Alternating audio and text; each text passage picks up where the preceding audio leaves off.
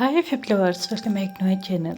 Video को start करने से पहले अगर अभी तक आपने किसी मेरे चैनल को सब्सक्राइब नहीं किया है तो प्लीज़ चैनल को सब्सक्राइब, वीडियो को लाइक और नीचे कमेंट करते हुए ज़रूर बताइएगा कि आज का ही पार्ट आप लोग कैसा लगा। तो चलिए let me love you again के नेक्स्ट पार्ट को स्टार्ट करते हैं। लास्ट पार्ट में हमने देखा था कि यहाँ पे वेसांग लैनवांग जी को सब कुछ बता देता है कि उसके अंकल ने क्या किया, जैन चैंग ने क्या किया और उसने खुद विंग को किस कंडीशन में ला के छोड़ दिया।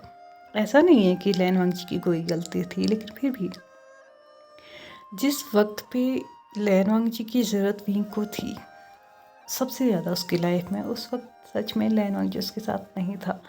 चाहे वो किसी भी रीजन से क्यों ना रहा हो, चाहे उसको विंग ने उससे अपने पास से क्यों ना भेजा हो, लेकिन फिर भी वो उसके साथ नहीं था और वो सारी तकलीफ़, वो सारे दुख उसको अकेले झेलने पड़े थे।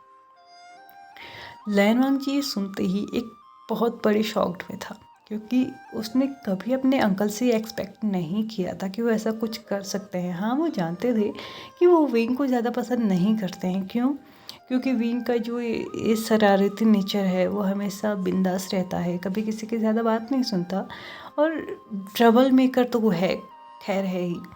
और यहाँ तक कि ना, जब कभी भी विंग उनसे मिलता है तो वो मतलब मस्ती मजाक इन सब चीज़ों में रहता था, इसलिए कभी भी लैन चिरेन को विंग नहीं पसंद आया। लेकिन विंग इतना ज़्यादा खटक जाएगा वो कभी नहीं जानता था, कभी उसने सोचा भी नहीं था कि ऐसा भी कुछ उसके अंकल कर सकते हैं। और जैन चेंग मतलब उसने विंग से ना ही मतलब सिर्फ उसका प्यार ही नहीं छीना, इवन उसका सब कुछ छीन लिया। वो कैसे कर सकता है ऐसा? मतलब एक बसा बसाया घर, एक बसा बसाया बिल्डिंग, एक बसी बसाई कंपनी, इतनी सक्सेस कंपनी उसने चुटकियों में नीचे डाल दी सिर्फ अपने रिवेंज के लिए। क्या वो रिवेंज सही भी था?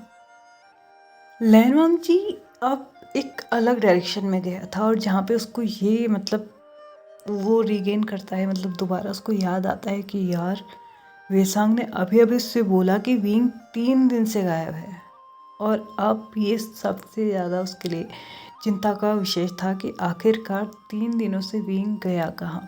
वेसांग ने कंटिन्यू करते हुए बोला कि इन 2 सालों में जब से विंग होश में आया है तब से लेके अभी तक ये पहली बार हुआ है कि विंग कहीं गया है और मुझे इन्फॉर्म करके नहीं गया है।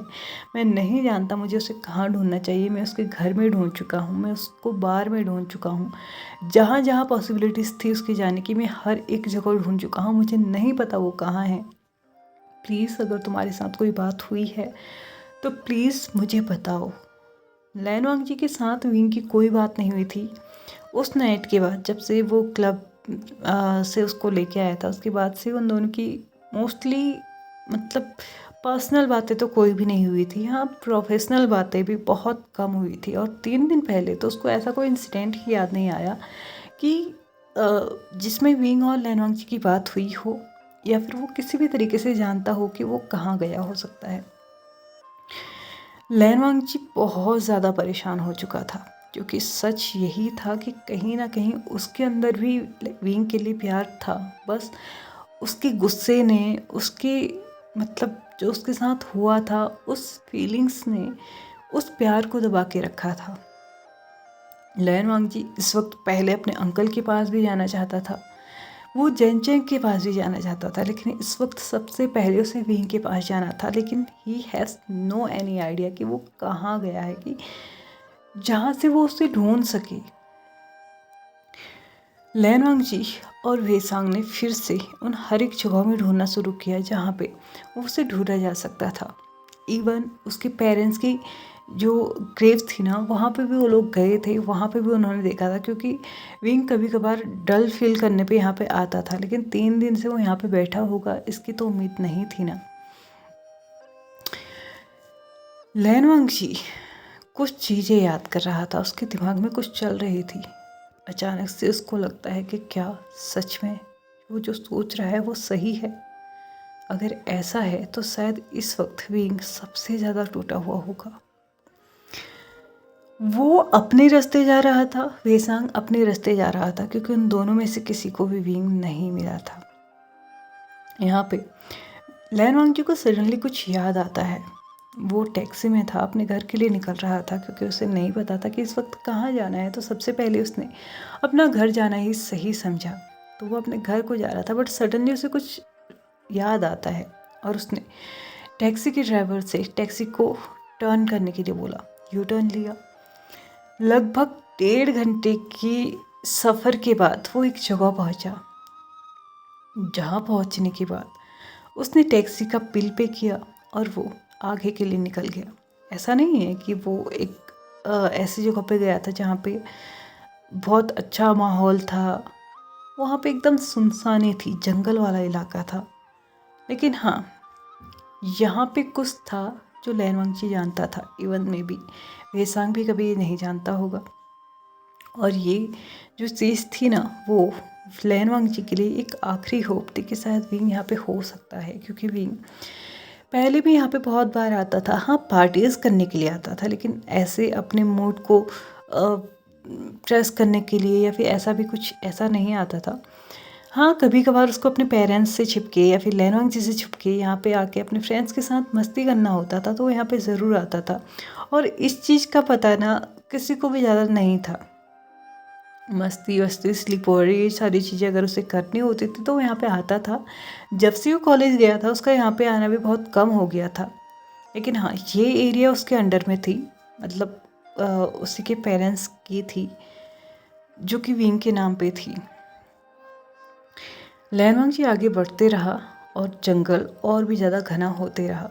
ऑफ कोर्स ये कोई और जगह नहीं, प्यूरेड माउंट्स जैसी ही जगह थी, जहाँ पे लैन वांगची अच्छे से जानता था कि इस जगह पे उसे कभी भी कुछ भी मिल सकता है। इवन कोई भी जंगली जानवर मिल सकता है, उसकी मौत कभी भी आ सकती है। यहाँ पे उसे लगभग 2 किलोमीटर चलना था, मतलब पैदल चलना था, क्योंकि यहाँ पे बाइक वगैरह आ सकती थी और लैन वांगची के पास वो नहीं थी। और एक प्राइवेट एरिया थी, तो यहाँ पे कोई नॉर्मल इंसान आ भी नहीं सकता। टैक्सी के लिए यहाँ पे रोड नहीं थी, तो टैक्सी को वहीं से वापस जाना पड़ा था।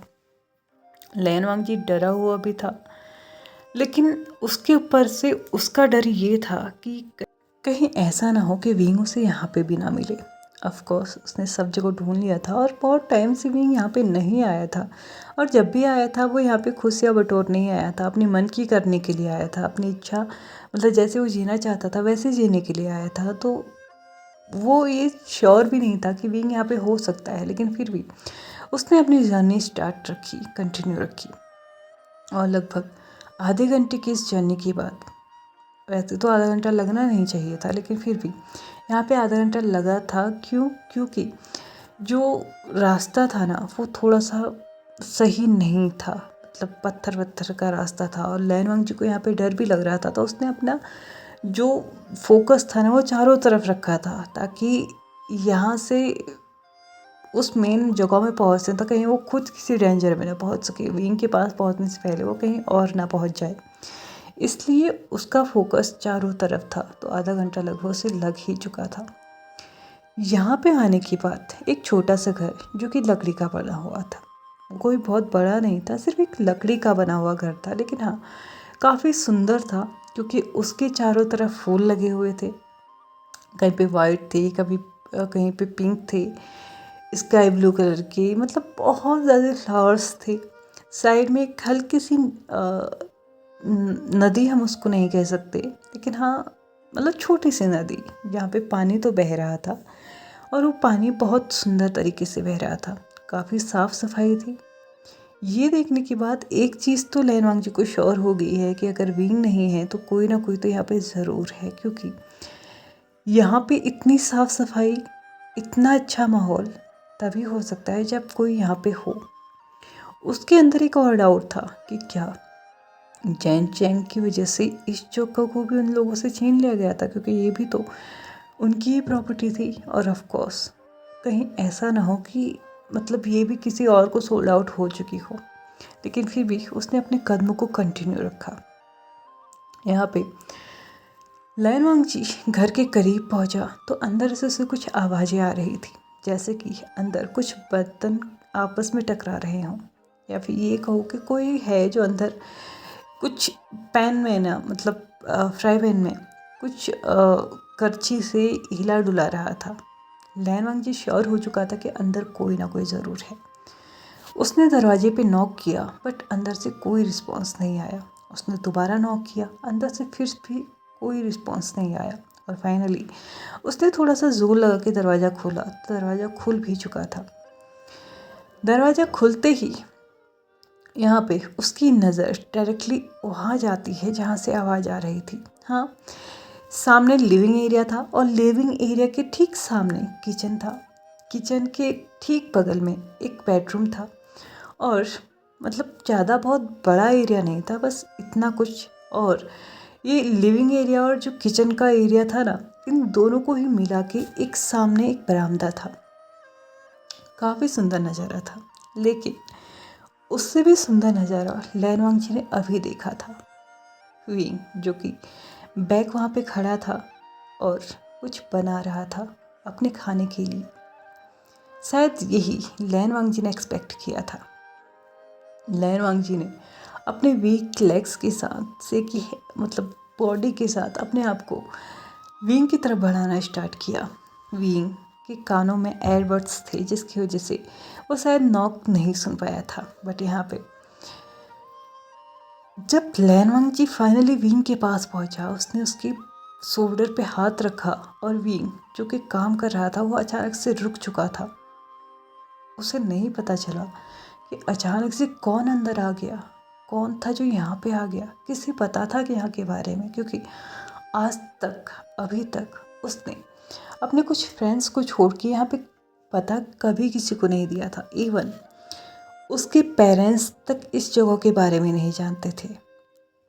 विंग ने सारी जगह जो भी ली थी ना, जो कुछ भी यहाँ पे किया था, एक घर जो खुद बनाया था ना, वो खुद बनाया था। वुडन जो ये घर बना हुआ था ना, वो विंग ने खुद से मेहनत करके बनाया था। और ये जगह उसने हाँ अपने पेरेंट्स के पैसों से ही लिया था, लेकिन उन्हें बिना बताए ही लिया था। ये सारा जो एरिया था वो विंग के अंडर ही था।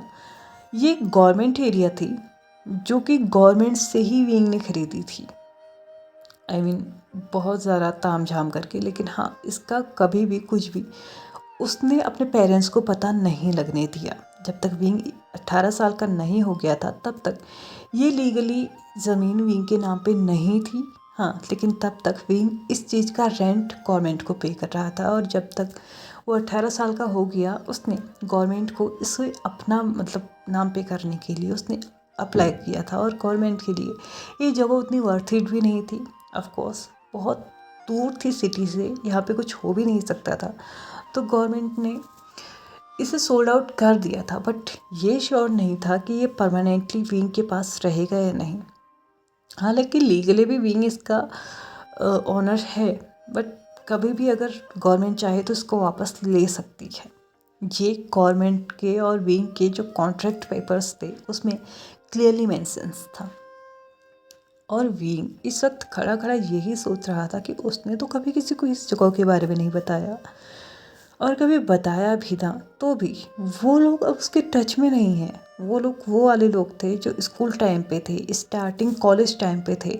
इवन कॉलेज एंड होते होते तो वो लोग भी उनके साथ नहीं थे, उसके साथ नहीं थे। तो यहाँ पे आने वाला इंसान कौन हो सकता है? लैन वांगजी पीछे खड़ा था। उसके आंखों से हल्की सी नमी हो चुकी थी, हल्की सी नमी उसके आंखों में आ चुकी थी, क्योंकि फाइनली उसने उस इंसान को देख लिया था जिसके लिए उसकी धड़कनें रुक रही थी कि कहीं उसे कुछ हो ना गया हो, कहीं वो किसी डेंजर सिचुएशन में ना हो, कहीं उसने अपनी हालत कुछ ख़राब ना कर ली हो।